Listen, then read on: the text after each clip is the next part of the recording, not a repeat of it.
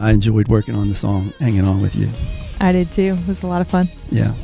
As far as I can recall, we had the process of you had written this song, and you sent it to me, a voice note with you and the piano playing. Yeah, which was a terrible recording. It wasn't that bad.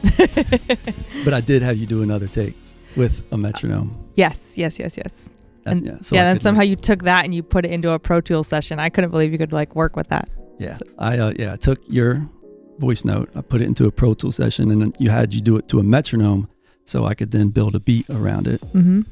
And I think it came out pretty good. I'm excited with the song. It came out amazing. Yeah. Are you getting good feedback on it? Lots of good feedback already. One of my friends said it's like the most marketable song they think I've done to date. And yeah. I agree with your friend. Yeah. Yeah. And I've gotten good comments on the flute part too, which that was totally your idea. I wasn't thinking to put it in there, and then. Well, that's one of the things that has impressed me most about you, was when I saw you play the flute. It's like you weren't just playing the flute, you were like playing that mamma jamma, you know.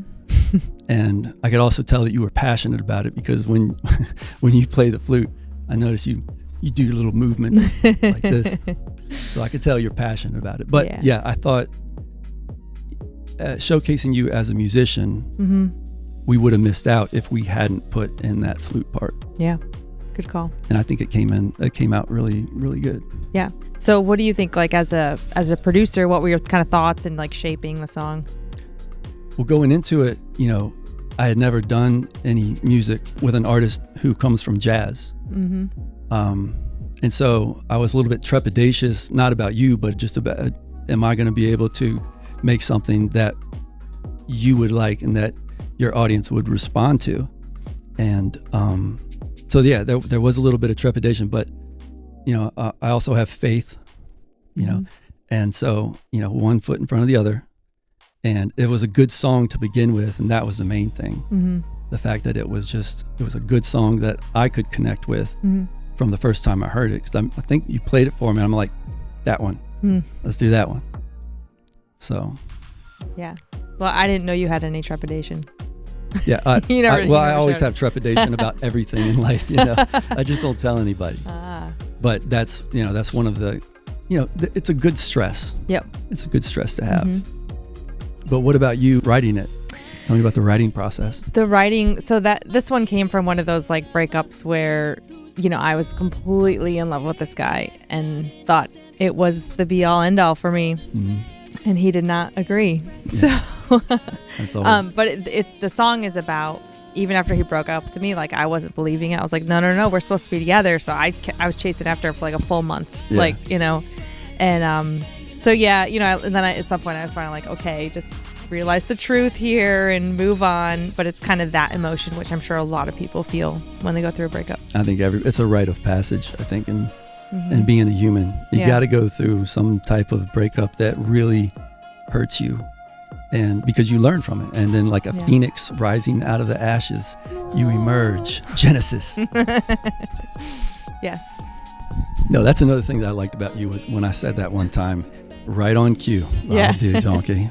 I'll do. And that's when I knew this chick is cool. He said I'm cool. I know that this is a complex track. If you actually sit and listen to it, there's something different you hear every time. So how many tracks would you say you actually made? This song probably has about 50 tracks.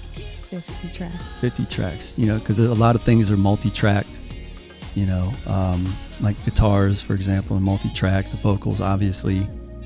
About 50. It's a big session. It's a big session. Is that normal, or are Not you a special producer? Not at all.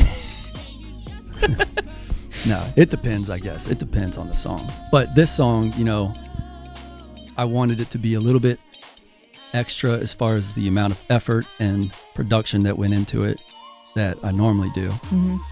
And yeah, I think it came across nicely. I added live guitars in there. We had the live flute. Which is another cool thing about this song, is that there's live instruments in it. It's not all synth. Oh, for sure. And MIDI, Yeah. I sequenced out the drums, and I put my own little background touches in there. Yeah, you'll hear his voice in there a little bit. Yeah.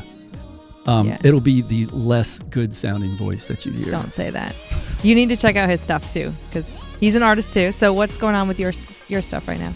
I'm putting out a bunch of music. Actually, for the next 2 years, I'm putting out a song every 2 weeks. It's a big goal. All, original music. And it is a big goal and a big undertaking.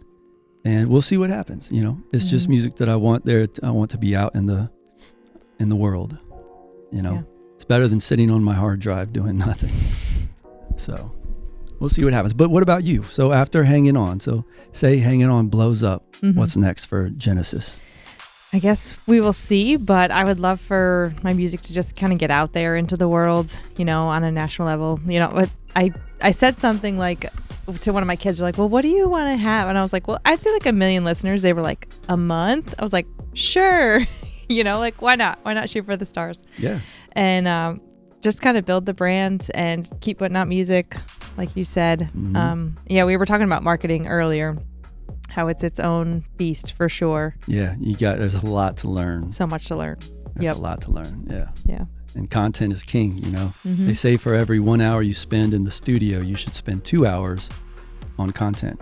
Wow. I had not heard that one. Yeah, it's a lot. Yeah. It's a lot. Yeah, but it's the way of the world nowadays, Yeah, I mean, there are days when I'm like, I feel like I'm a musician, but I didn't even touch my instrument all day because I was doing all the other stuff. Yeah. Welcome to 2024. Right.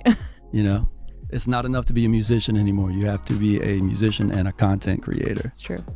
But if it's what we love to do, then c'est la vie, do what you got to do. Yeah. So you're a member of the band, the DeLoreans. Yep. Who are obviously probably the biggest band in this area, and you are incredibly busy with that. But I've also noticed you're doing solo gigs too. Yeah, here and there, especially like say our down season is like Christmas time. So, I'll get some Christmas gigs. Usually they're private events through an app that I use for getting gigs. And then Rockstar books me a little bit, so like I'll be at Varia next week. Some of that type of stuff. And are you asking about Jenasis too? Yeah, so Jenasis I don't see performing too much at this point because like all my Fridays and Saturdays at least are taken up by the band. But I did have an idea for Live on Atlantic next year because they do some of the stages and now, which is like a newer thing. So thinking of making like a stage production of Jenasis, which would be, I'm very much Taylor Swift inspired. So like, some of the dancing, maybe some backup dancers.